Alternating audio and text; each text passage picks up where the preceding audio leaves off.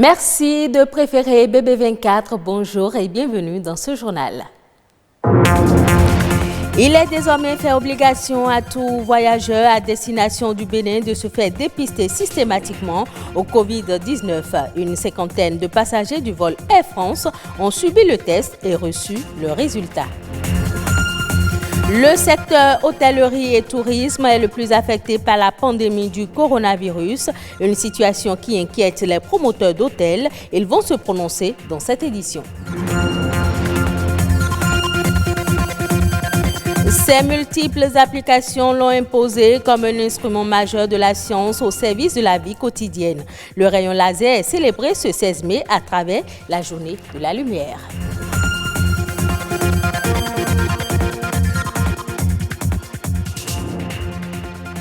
Bonjour, le dépistage est désormais obligatoire au Bénin pour tout voyageur à destination du pays. Dans la soirée du mercredi, une cinquantaine de passagers du vol Air France arrivés sur le sol béninois ont été soumis à des tests de diagnostic rapide TDR et PCR, des tests qui doivent être payés à 100 000 francs CFA par chacun d'eux déjà avant embarquement. Une équipe de notre rédaction s'est rendue sur les lieux de délivrance des résultats des 10 tests, suivant le reportage de Rodrigue Babagbito. Dans ce hall du Palais des Congrès, des passagers qui attendent patiemment leur tour pour retirer les résultats des tests PCR effectués la veille à leur descente d'Avignon. Ces 3 Français devaient être à Cotonou depuis près de 3 mois pour raisons professionnelles. Ils quittent enfin leur pays après environ 2 mois de confinement. Pour eux, faire un test est tout un bonheur. C'est tout à fait normal par rapport à chez nous en France, qu'on n'a même pas été dépisté. On a été confinés pendant 2 mois pratiquement, parce qu'on devait se déplacer le 9. Le vol avait normalement eu lieu le 13 ou 14, et le 14, donc confinement complet en France, ce qui fait que toutes les barrières étaient fermées, Air France, tout le monde, quoi. Le déplacement ça a pu être fait hier par rapport au déconfinement de lundi de chez nous. Ici, là, on vient ici pour récupérer nos tests. Là, pour l'instant, nos tests sont bons. Ils sont fixés sur leur statut sérologique en 12 heures plutôt que 48 comme annoncé préalablement. Pour des tests de diagnostic rapide TDR et l'examen PCR, il a fallu que chaque passager paie 100 000 francs CFA avant embarquement. Moi, j'ai quitté le Brésil le lundi. J'étais au courant de rien. Je suis arrivée à São Paulo le mardi. J'ai reçu seulement le message concernant la quarantaine que les étrangers vont payer, mais les Béninois ne vont pas payer. Et je viens en France hier matin et c'est pour l'embarquement qu'on me dit où sont les 150 €, les $200. Moi, je dis, je suis béninoise, donc je n'ai pas besoin de payer. Elle a dit oui, pour faire le test, vous devez payer. Donc c'est un autre monsieur qui voulait aussi embarquer. C'est lui qui m'a prêté de l'argent et je lui ai fait mobile money aujourd'hui. Imaginez quelqu'un qui n'avait pas 500 000, la personne n'allait pas embarquer et j'allais rester en France, alors qu'il y a un seul vol par semaine. J'ai été révoltée contre ça là. Des impressions comme celle-ci fourmillent au sein des passagers, mais pour d'autres, rien ne vaut la vie et la liberté. Moi, je parle santé, je ne parle pas économie. Je trouve que si on fait des tests, c'est une bonne chose, vous savez où vous en êtes. La santé avant tout, après les 100 000, je laisse les politiques gérer. Le fait de savoir où j'en suis, comme ça je peux ne pas contaminer les gens, c'est une bonne chose. Il faut faire contre mauvaise fortune bon gré. Déjà c'est compliqué de faire 2 mois de confinement ailleurs, de revenir encore au pays, d'être confiné pendant 2 mois. Quand on donne la possibilité de l'éviter, on ne peut que dire merci. D'après le ministre de la Santé, les 100 000 francs sont payés pour 4 tests, puisque dans 2 semaines, les passagers doivent revenir pour 2 autres examens avant de retirer leur passeport. En cas de test positif, le traitement est gratuit. Tous les frais sont pris en charge par le gouvernement. C'est l'un des secteurs les plus affectés par la pandémie du coronavirus. Au Bénin, on estime à près de 100 milliards de francs CFA les pertes dans le secteur de l'hôtellerie et du tourisme. Une situation qui inquiète les promoteurs d'hôtels rencontrés par une équipe de la rédaction. Les impacts du Covid-19 sur l'industrie hôtelière, c'est un constat de Fleurel Adjovi et Amos Adjovi présenté par Ulvaïs Balogun. Personne ici à l'accueil de cet hôtel du quartier Akbakpa, si ce n'est dame que nomme réceptionniste. Elle passe ses journées à tourner les pouces en l'absence de clients. Depuis la fermeture des frontières et la mise en place d'un cordon sanitaire du fait de la pandémie du coronavirus, l'industrie hôtelière reçoit un coup dur. Les chambres sont vides, les réservations annulées ou reportées, le secteur hôtelier tourne au ralenti. Le secteur de l'hôtellerie, de la restauration sont les plus sinistrés par le fait du Covid-19. Parce que c'est dans ce secteur-là qu'on a demandé que l'on ferme les restaurants. Et on n'a pas dit de fermer les hôtels, mais les hôtels sont systématiquement fermés puisqu'il n'y a pas de clients. Les gens ne viennent plus dans le pays et c'est comme ça que nous avons des problèmes. Le scénario est le même ici à Védocor dans cet autre hôtel. Le personnel d'accueil et de chambre est pratiquement au chômage. Les chambres sentent le renfermer et ils sont obligés de laisser les portes ouvertes pour aérer. La situation est catastrophique. C'est très compliqué pour nous. Moi, je fermé carrément. On n'a plus de clients. Personne n'arrive. Les chambres sont là. Il faut les entretenir. On souffre vraiment. Ici, comme dans l'hôtel d'Akpakpa, des mesures sont prises pour faire face à la crise. Moi, personnellement, j'ai fait compression de personnel. Je ne les ai pas licenciés. Ils sont là, ils restent à la maison, puisque quand ils viennent s'asseoir. Et j'ai gardé le minimum.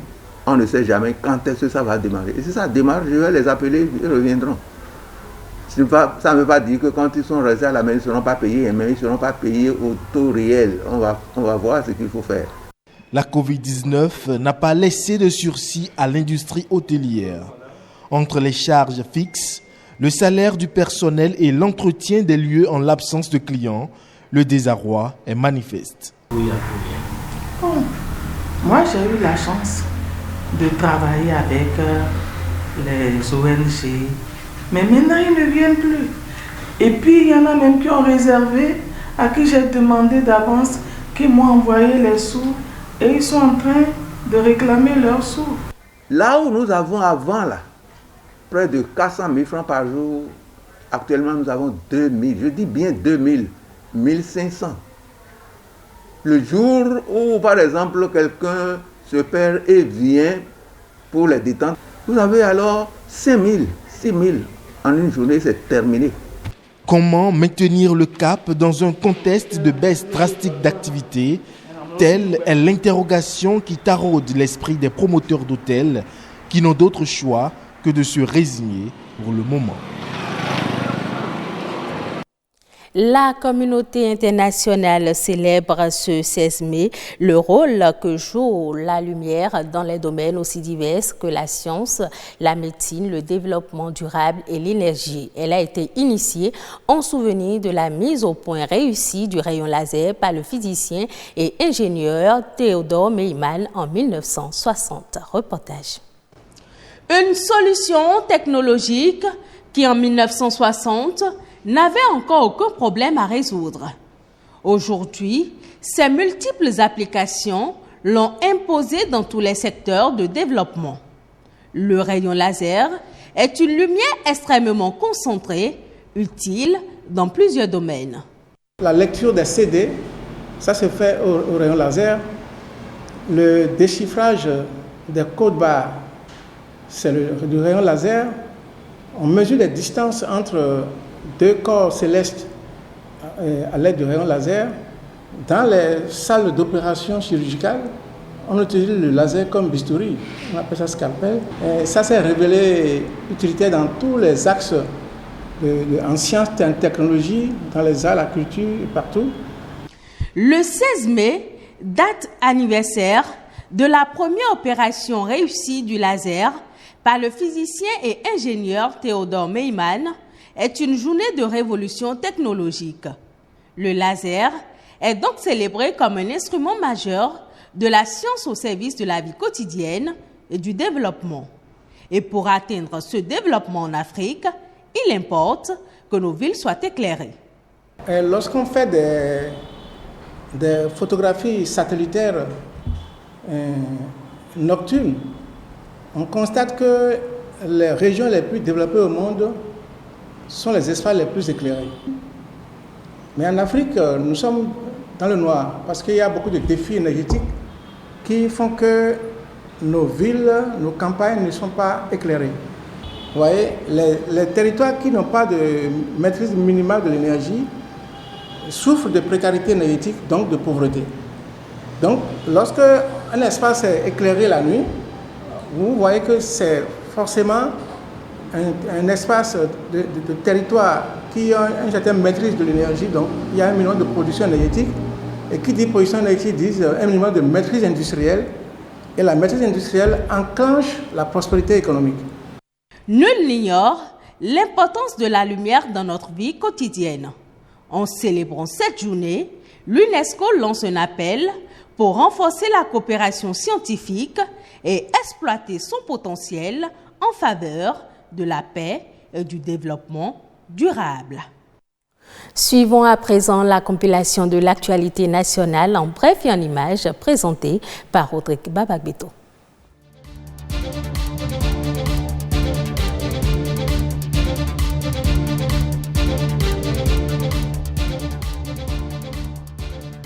Va-t-on vers une ouverture des lieux de culte au Bénin? Les leaders religieux insistent unanimement sur le besoin de la reprise des activités cultuelles dans les lieux d'adoration. Une réunion s'est tenue jeudi à la salle de conférence du ministère de la Santé publique sur demande conjointe des confessions religieuses. D'après le compte rendu du vice-président du collectif des associations des églises évangéliques du Bénin, CAEB, l'ouverture des lieux de culte est prévue pour le 2 juin prochain.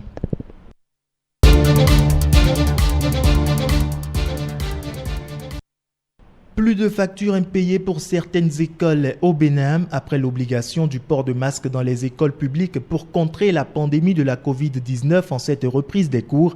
Le gouvernement prend des mesures urgentes pour l'accès de ces écoles à l'eau potable. Le Conseil des ministres du mercredi décide de régler les arriérés de factures de consommation d'eau de plusieurs années pour 1364 établissements. Selon l'état des lieux, les écoles primaires et collèges publics sont en situation de défaut de paiement de factures de consommation d'eau accumulées sur plusieurs années. Au nombre de 1104 polices d'abonnement souscrites par ces écoles sur le réseau de la SONEB, 175 sont résiliées depuis plusieurs années. Sur un total de 260 polices d'abonnement souscrites par les établissements d'enseignement secondaire, 22 ont été résiliés pour défaut de paiement. Le gouvernement se porte donc garant pour solder les arriérés de factures de consommation d'eau potable.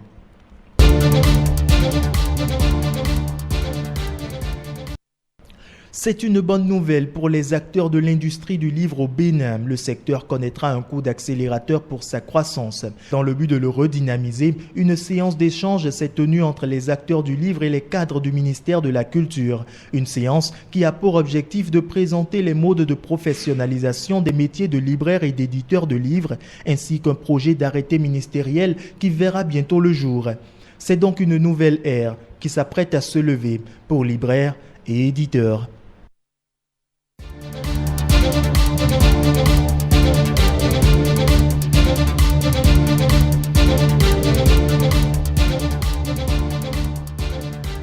Et ce sera tout pour cette édition. Merci de votre fidélité à la chaîne du développement.